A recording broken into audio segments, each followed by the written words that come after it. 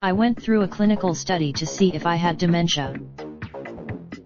Like many in families touched by a chronic disease, I've done what I can to help. I've learned as much instead, I balked, at least at first. For answers, the researchers needed to look inside the brains of more than 100 women perimenopausal and postmenopausal ones as well as those with no. They hoped it would reveal. When she mentioned that there were hardly any studies that looked at in midlife, I finally agreed to be screened to see if I qualified.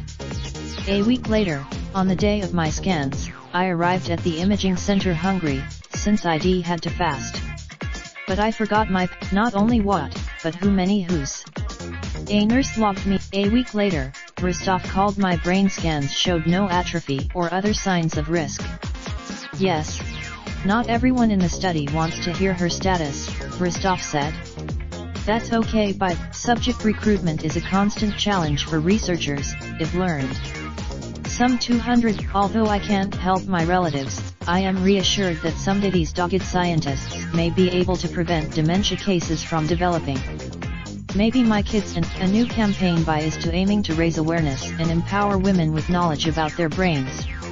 To get involved with this story originally appeared in the April 2019 issue of Women's Day. Raindrop, drop top smoking, no cooking the hot pot. Fucking on your bitch, yeah, that. Looking up, open the park pot.